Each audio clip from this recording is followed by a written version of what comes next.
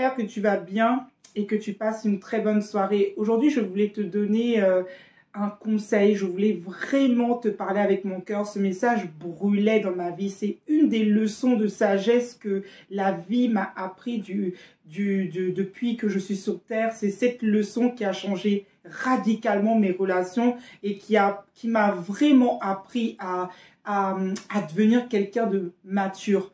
Alors, cette leçon, c'est tout simplement d'apprendre à garder le silence lorsque tu as des problèmes qui sont très graves, des problèmes qui sont en train de te bouffer.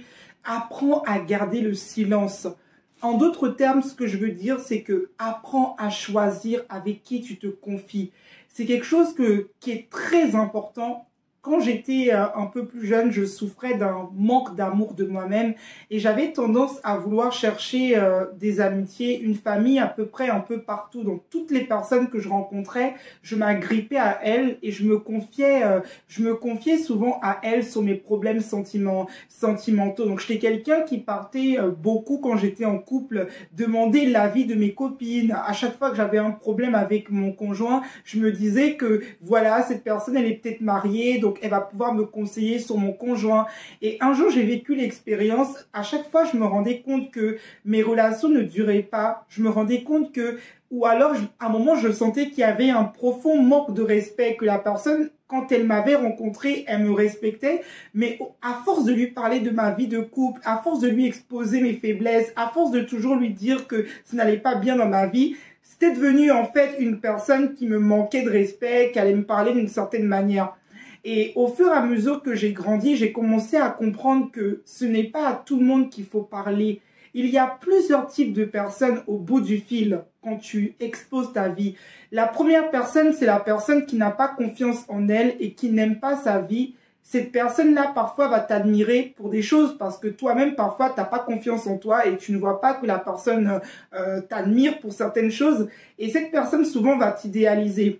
Et quand tu vas aller lui raconter ta vie, tu vas lui raconter toutes tes faiblesses, cette personne-là, ça va lui rehausser son image et va se permettre maintenant de prendre un rôle dans ta vie, de parfois même te rabaisser, te dire tout le temps des conseils, te parler un peu d'une certaine manière, alors qu'à la base, elle n'avait pas forcément cette puissance au tout départ, mais parce que tu t'es confié à elle, parce que tu t'es dévoilé un peu trop, cette personne va prendre ce courage de maintenant te traiter un peu n'importe comment.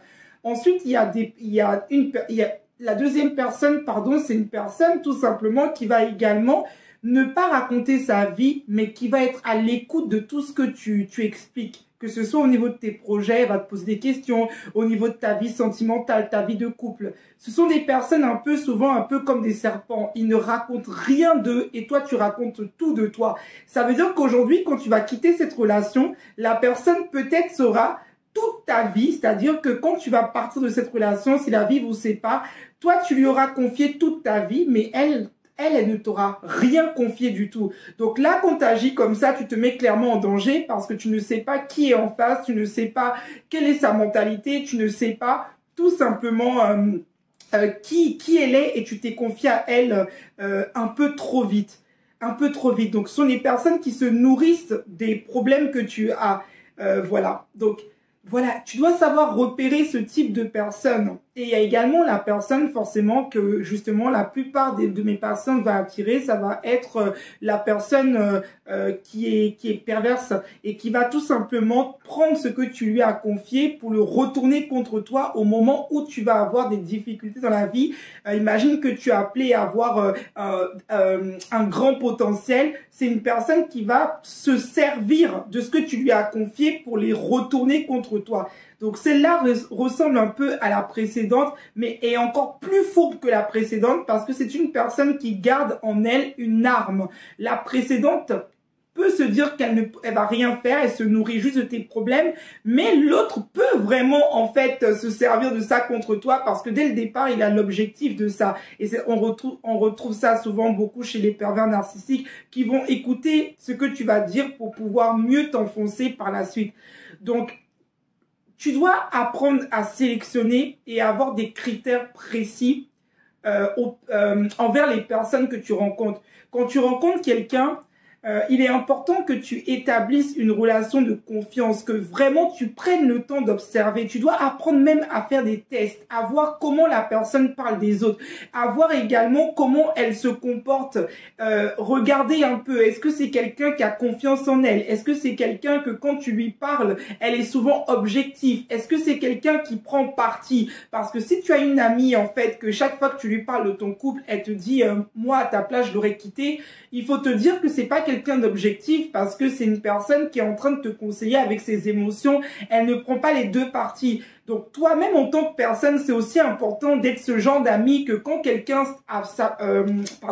t'appelle pour se confier à toi, que tu puisses aussi dire à la personne, en fait, si elle dénigre trop son mari ou elle dénigre trop sa vie, tu peux lui dire, mais écoute, voilà, tu peux aller prier, tu peux, je te conseille de te calmer au niveau de tes émotions, tu vas revenir me parler plus tard. Les amis, ce conseil que je vous donne là, c'est vraiment un conseil qui peut changer votre vie. Apprenez à vous taire, surtout les femmes empathiques qui ont plein d'émotions, des femmes qui sont souvent naïves, qui ont tendance à croire que tout le monde est gentil et tout beau, comme j'étais autrefois. Faites très attention parce que souvent, vous allez être déçus, trahis par beaucoup de personnes. Même quand vous rencontrez quelqu'un, c'est vraiment dingue de croire que c'est quelqu'un qui va vous conseiller sur la personne qui est bonne pour vous. Non, vous devez apprendre à vous faire confiance. Après, vous pouvez avoir des gens qui vous conseillent.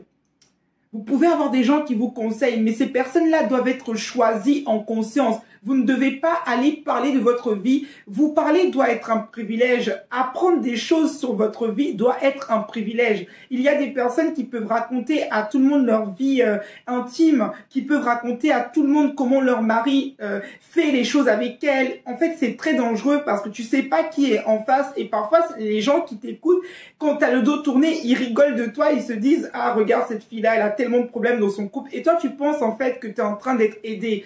Donc, apprenez, même quand tu vis une relation abusive, le fait d'aller toujours te confier à la même personne, arrive à un certain moment, en plus, tu prends pas de décision, les gens se lassent, en fait, parce que tu critiques quelqu'un tout le temps avec qui tu es, et à la fin de la journée, c'est cette même personne avec qui tu vas être. À un moment, c'est même un manque de respect pour toi. Donc, comment veux-tu que les gens puissent te respecter à l'extérieur alors que toi-même, tu ne te respectes pas? Donc, c'est vraiment ce que je voulais te dire ce soir.